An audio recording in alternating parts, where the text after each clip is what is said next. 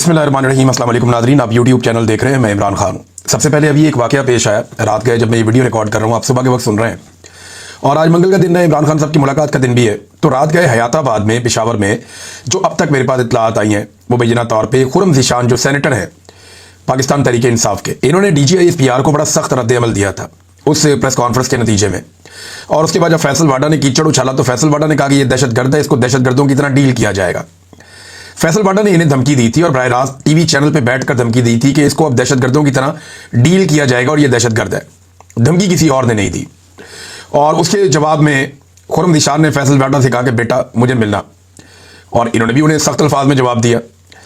अब फैसल वाडा साहब की धमकी के बाद हुआ ये है कि पेशावर में खुर्रम ज़ीशान साहब का घर है हयाताबाद, वहां पे फायरिंग हुई है। रात गए 2:30 बजे का वक्त बताया जा रहा है, 25-30 लोग आए, 5 के करीब डबल केबन थे। ऐसा दहशतगर्द तो नहीं करते इस तरह से, उनका तो तरीक़ाकार और होता है, वो इतने 20-25-30 लोग वो नहीं भेजते।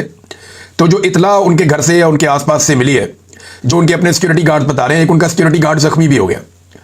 वो बता रहे हैं जी जो लोग आए उन्होंने अंधाधुंध फायरिंग शुरू कर दी घर के ऊपर। उन्होंने अंदर घुसने की कोशिश की, गार्ड्स ने अंदर नहीं आने दिया और उसके बाद फायरिंग शुरू हो गई और इतनी अंधाधुंध फायरिंग की गई कि वो कहते हैं जी घर के अंदर भी गोलियां लगी हैं।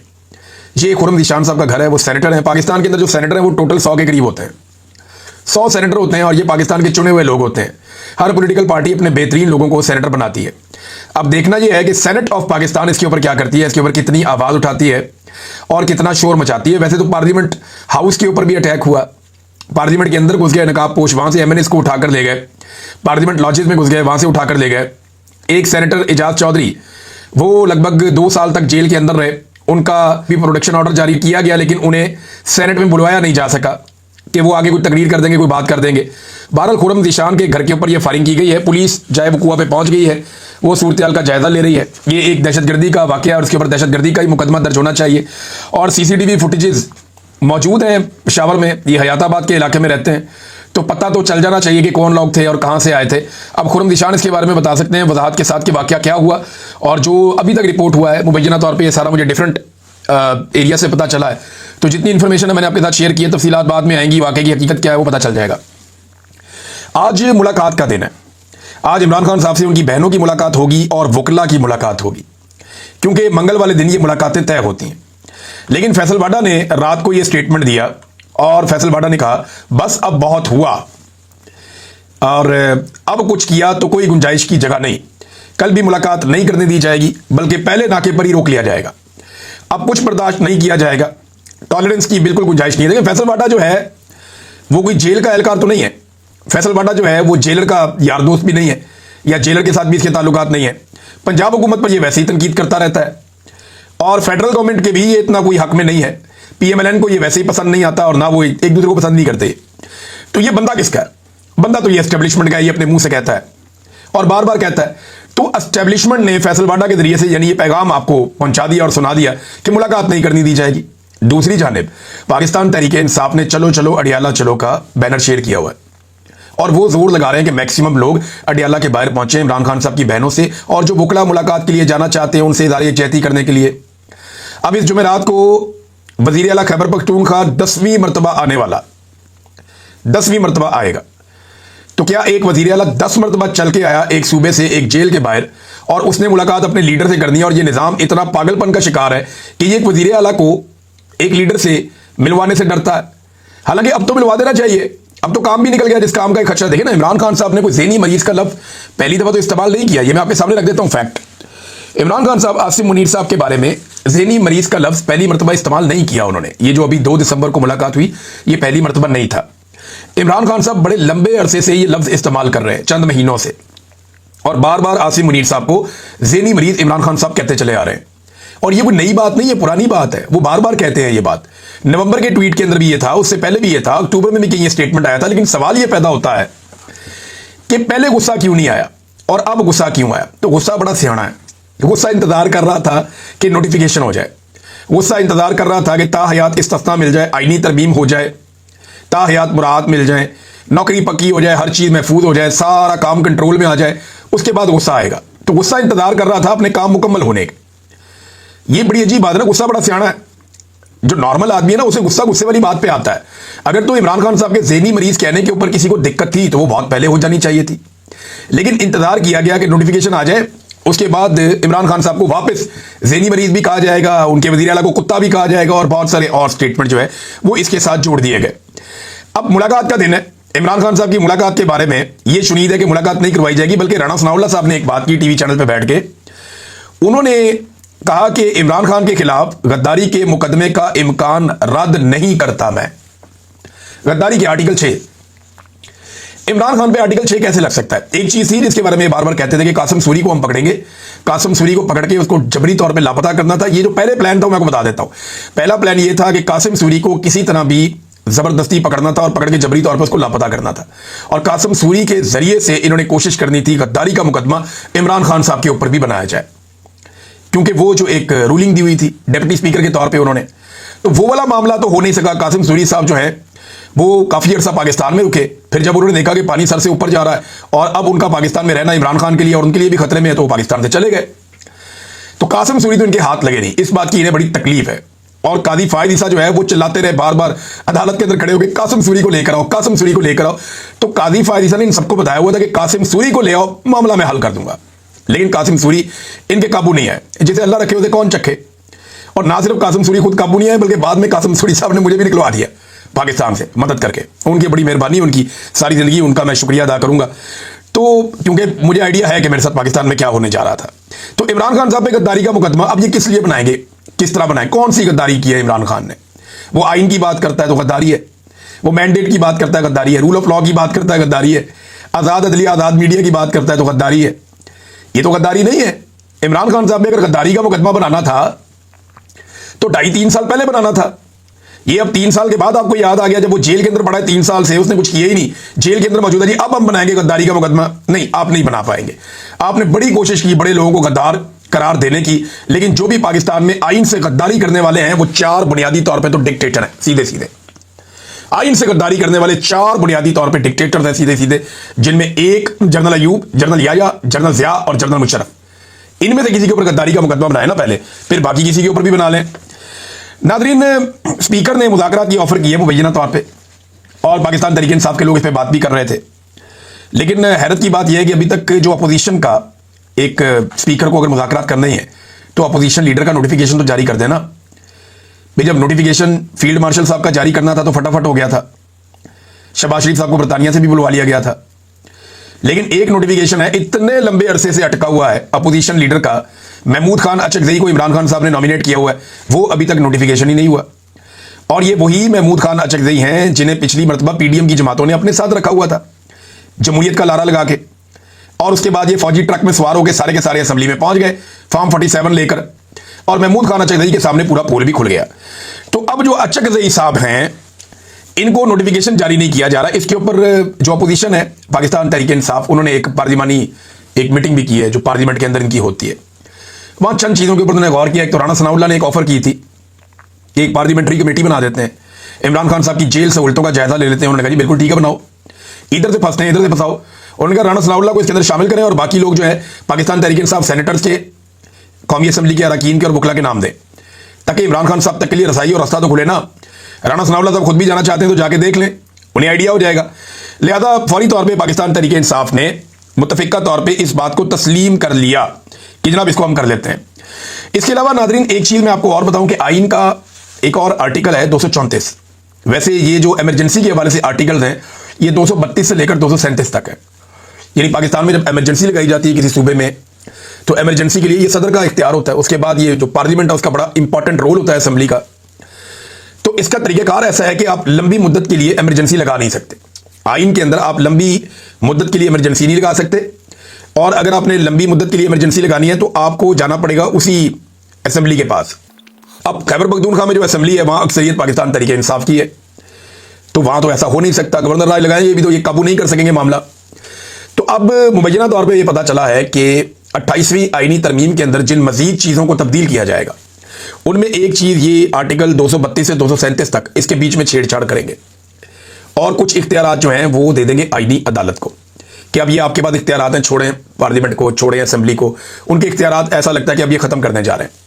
और इस बुनियाद के ऊपर अब ये कोई इमरजेंसी का रास्ता निकाल रहे हैं कि लंबी इमरजेंसी लग जाए। भाई लंबी इमरजेंसी लगाएं, छोटी इमरजेंसी लगाएं, फॉर्म 47 की हुकूमत बनाएं या गवर्नर राज लगाएं या पाकिस्तान में सदारती निजाम लाएं या पूरे पाकिस्तान में मार्शल लॉ लगा लें, मुल्क नहीं चलना। उसकी वजह मैं आपको बताता हूं कि इनके अंदर काबिलियत और सलाहियत ही नहीं है।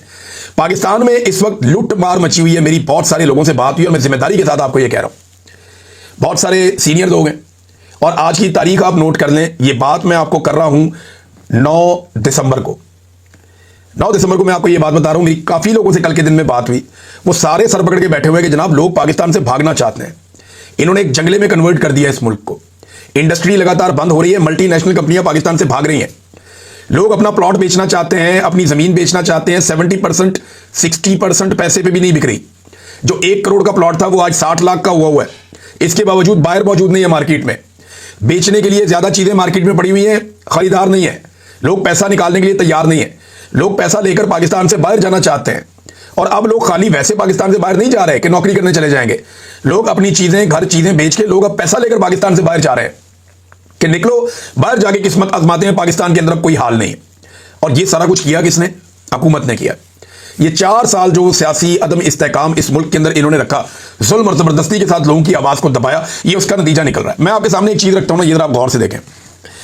सिर्फ चंद लोगों ने गंदम के जो पाकिस्तान के अंदर ज़खायर है ना, उनके ऊपर इस वक्त कंट्रोल किया हुआ है। कैसे किया हुआ है?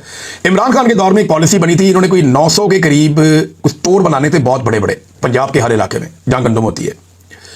और बैंकों ने उसके लिए पैसा देना था, सूद सिर्फ गवर्नमेंट ने देना था, बाकी सारा बैंकों ने खुद ही करना था।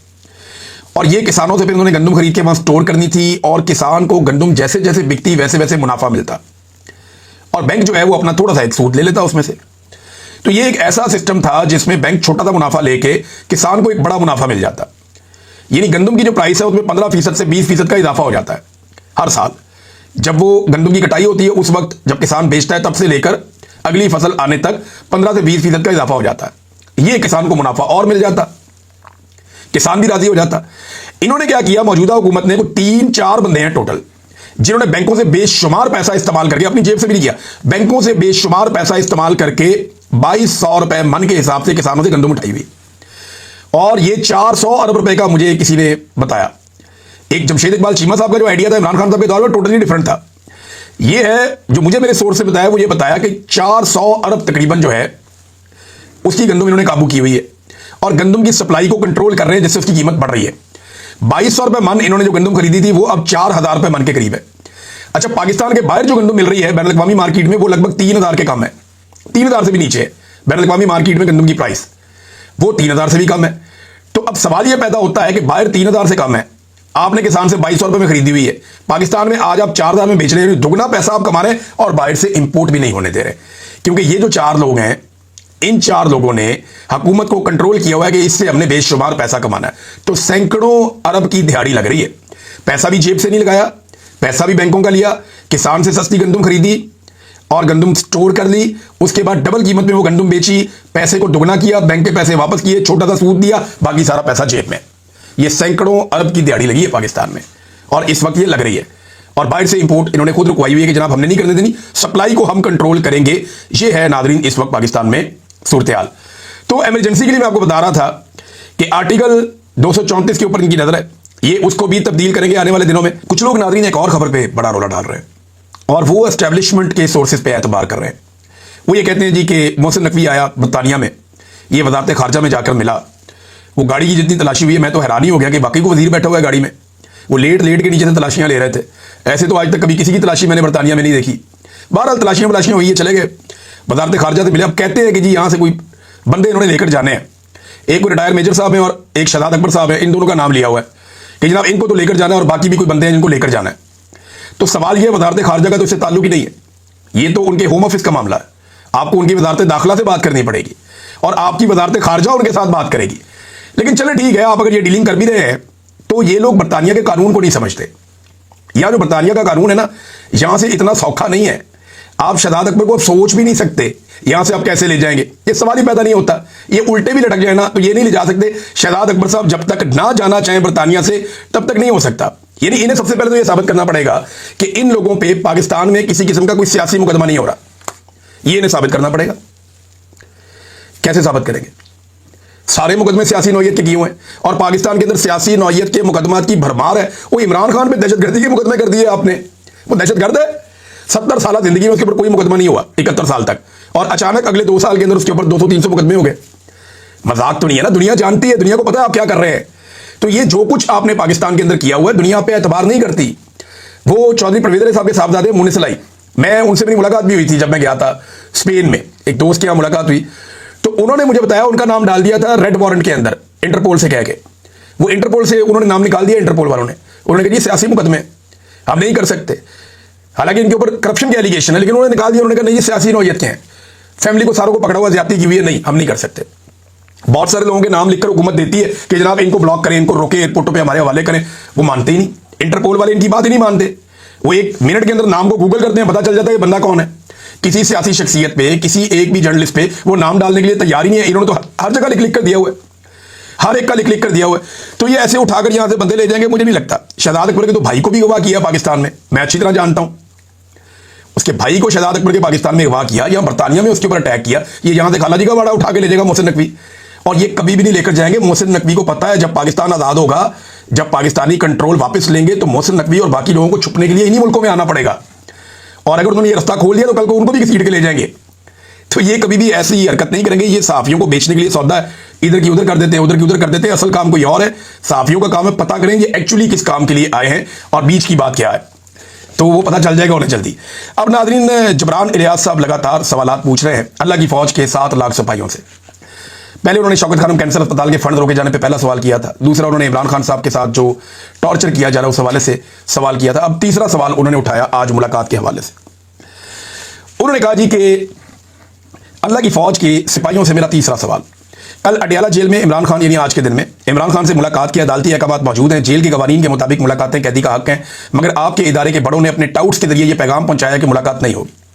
सवाल यह है कि क्या यह खुली गुंडागर्दी नहीं है? इस पर कभी सवाल किया है आप सब ने अपने बड़ों से? आपके बड़े शायद ये चाहते हैं कि कोई कानून तोड़े और फिर तशद्दुद या गोली चलाने का जवाब पैदा हो। कल जो शहरी इमरान खान की बहनों को सपोर्ट करने आएंगे वो अदालत के हुक्म और अपने लीडर का बुनियादी हक लेने के लिए क्या करें? पाकिस्तान सिर्फ पीटीआई वालों का नहीं, आपका भी है। शायद आप ये सोचते हो हम तो सेफ हैं, होने तो जो होता है, मगर ये याद रखेंगे जब अल्लाह ने आपको आवाज दी है तो इसका हिसाब भी होगा। अदब से सवाल जरूर पूछे, ये आपका हक है। चलो चलो अडियाला चलो। ये जबरान इलियास साहब ने मामला उठाया और मामला सीरियस है, क्योंकि आज के दिन में जो है वो धमकियां काफी दी गई हैं कि ये कर देंगे वो कर देंगे। अब पता नहीं वहां पे क्या होता है। नादरीन, एयरपोर्ट्स के ऊपर जो मसाले में वो जारी हैं लगातार, उनके अंदर किसी किस्म की कोई कमी नहीं आ रही। इस्लामाबाद एयरपोर्ट पर मल्टीनेशनल कंपनी का एक मुलाजिम जो सॉफ्टवेयर इंजीनियर था वो आया और उसको उन्होंने रोक लिया और पासपोर्ट के ऊपर ऑफलोड की स्टैंप भी लगा दी। बाद में एक बंदे ने उससे 80,000 रुपया लेके उसी फ्लाइट में उसको चढ़ा भी दिया, भेज दिया। एक तरफ ऑफलोड की स्टैंप लगी हुई है, फिर वो चला भी गया पाकिस्तान से। वो वापस आया पाकिस्तान में, उसने आगे केस कर दिया हाईकोर्ट में। अब देखते हैं हाईकोर्ट बुलाती है, मोहसिन नकवी के बंदों को क्या कहती है, क्या करते हैं। इन्होंने मुल्क को एक पिंजरे के अंदर कन्वर्ट कर दिया। आपको पता है दुबई से और ओमान से, मैंने आपको 2 महीने 2.5 महीने पहले ये खबर दी थी, मुझे उस वक्त ये बात पता चली थी। ये तो आप कुछ लोग बता रहे हैं ना, 2.5 महीने पहले मैंने आपको बताया था कि पाकिस्तान की एस्टेब्लिशमेंट ने और हुकूमत ने अरब ममालिक से ये राब्ता करके रिक्वेस्ट की है कि जनाब हमारे बंदों का फ्लो अपने मुल्कों के अंदर रोकें, आप इसको रोकें, हमें बहुत सीरियस प्रॉब्लम आ रहे हैं। और उन्होंने डिफरेंट उसकी रीजन बताई थी, वो मैं आपको अगले वीलॉग में बताऊंगा, किसी एक वीलॉग में। अब तक के लिए इतनी, अपना ख्याल रखिएगा, अपने चैनल का भी। अल्लाह हाफिज़।